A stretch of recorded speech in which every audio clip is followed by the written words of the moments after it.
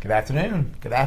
Thursday afternoon. It's Thursday already during the week. I'm Brent Wilsey, and with me is Chase Wilsey. Glad to be here. I think it was Friday afternoon. Or? It feels like a Friday almost. You know, I was talking to this guy on the phone. He was like, "You guys have tomorrow off? It's Good Friday." I was like, "I didn't even think you got Good Friday off, but hey, maybe we should." Wait, is the market open or closed? I'm not sure. We should not check. sure. Check that out. Well, if it is closed, we're still not taking that day off. We're still going to work. So, but today in our briefing, a lot of talk about obviously the United Airlines situation, the debacle, we're going to call it here. So we thought we'd take a look at some details and some facts behind the scenes about overbooking flights. 'Cause I've been victim to that and so forth, and glad to say I didn't get dragged off the plane.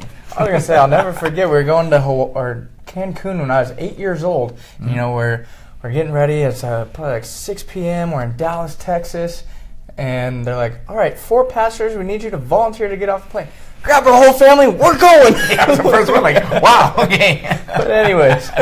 That's our story. But anyways, we're talking about why do the airlines do this, first of all. The reason why they do it is they are trying to account for no-shows. There's people that don't show. And I've been the victim of, shoot, I'm not going to make that flight. What happens? You call the airline, say, "I'm not going to make it." "All right, sir, we'll try to get you on another flight." They don't say, "Sorry, we're going to cancel that. You lost money on that ticket. You buy a whole new ticket." They do try to accommodate you. Now, they may charge you a little bit for that, but they don't say, "No, you got to buy a whole new ticket." That's why they try to account for no-shows. Exactly. And what the airline actually does is they use historical data to say, all right, during this time frame, according to this type of passenger, it's pretty amazing the data analytics you can get. This is how we're going to overbook this flight. So it's a big process. It's not just like, well, let's overbook it by 30 people. Right. No. I was going to say the reason they do this is so they can keep your ticket fares lower. Well, you want to pay $100 more for a ticket? Right. You know. And also, what they look at this historical data too is that business travelers will move their flights much more frequently than if you're going to Hawaii. No, I'm not moving my flight, but your business traveler, "Oh, sorry, I can't go here. I got to go here now." So a lot of things going on, and a lot of people travel. And what's amazing to me is in 2016, 475,000 passengers were bumped from their flights. That's a huge number. It's about almost 1% of all flights. I think it was 0.07, yes. Wow, I'm trying to push it up to 1%. All right. So, I mean, it sounds like a lot, but yeah, I mean, you think about it in the grand scheme of things, of everyone flying everywhere, you have 99% of the time, you're not going to get bumped from your flight. Those are pretty good odds. Right. But involuntarily, that number was just 40,000 people. So compare that to the, 435,000 people that voluntarily left their flight. 8.7%. Yes. That's what that number is. But and also, I got to point out that out of those 40,000 people, not one incident, not one person refused to get off. So kind of just keep that in the back of your mind. But let's talk about the rules from the Department of Transportation, because there are actually rules that are set for this. And what they say is that if it's 1 hour that you're getting bumped from your flight, there's no compensation if they get you on another flight getting you to destination. So no compensation there. And then looking at 1 to 2 hours to your destination, it's up to 200%, or a maximum of $675 in that compensation amount. And that is on the one-way ticket, and also we're talking domestic, international is a little bit different.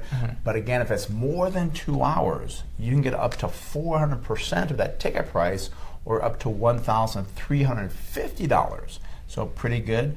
But the big kicker is the Department of Transportation says, well, you know what? If you don't take it involuntarily and you get bumped because you didn't take it, the airline does not have to give you any compensation, perks, or anything. They say, "Sorry, you didn't take the offer.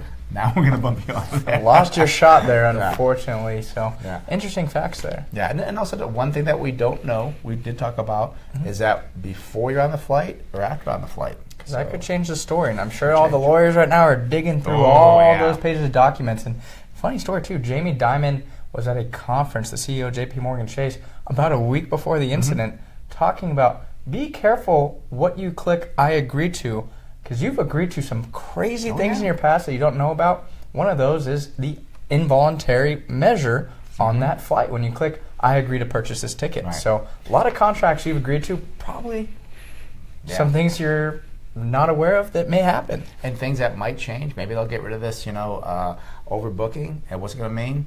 higher ticket prices. So you may get what you ask for. So, but let's talk about the airline. Let's talk about United Airlines. Their symbol UAL. The current price is $69 a share. Their high is $76.80, and their low is $37.41. Before this whole incident started, they were $72, so it's not had a big drawback on the stock very much. I was kind of surprised, a little bit disappointed here. Their sales are down 3.5%. And earnings fell by 33%. We're talking year over year here. Yeah, one would take a closer look on this earnings. If it was an accounting issue, maybe oil prices have gone up quite a bit over the last 12 months. Were they not hedged properly? You got to understand those earnings per share, again, was a non-reoccurring event or a reoccurring event that's going to hurt this company for years to come. Looking at those valuation ratios, current price to earnings looks good at 9.3, below the industry average at 10.7, and price to cash flow is 5, right at the industry average of 5. So those valuation ratios are looking pretty strong there. Yeah, that sounds pretty good. What not looking so good is the balance sheet. They got debt to equity of 135%, and not much liquidity. Current ratio 0.59, and price to tangible book value very expensive, 44.7 versus the average of 10 for the industry. So I'm not liking that very much, because I kind of like the valuation ratios, but I don't like high debt and the high price to tangible book value. And also for that current ratio, you got to understand is the airline industry, a lot of these companies, since they have those longer term assets of planes, really skews that current ratio data. And also that price to tangible book value, I think they have a lot of goodwill. I don't know if they filed bankruptcy like Delta, but I know that's what attributed to the goodwill on Delta's balance sheet. And then going on to December 2018, we see earnings per share of $8.05, gives you a target sell price of $132.83. Sounds good, but again, keep in mind if you buy this company, a lot of debt, a lot of intangible assets, and not much liquidity, so be careful doing that. So, well, that wraps it up for today. I hope that this helped you understand a little bit more about the airline industry, and make sure you don't mess up when you book your flights. And please don't say, no, I'm not going to go off the plane. But our phone number here at the office, give us a call. I have more questions, 858-546-4306. Be sure to join us. We have a very special event coming up. Never done a workshop like this. We'll hold it April 27th. That's a Thursday at 6:30 p.m. And we're going to show you 10 mistakes, kind of personally, you might be making and not even realize it. Yeah, this include retirement planning, Social Security, taxes, a lot of good things. Yeah, many different things that people make mistakes on where you can save money. So I hope they can make that. And did you get the website? How do they sign up yet? You can go to smartinvesting2000.com to register.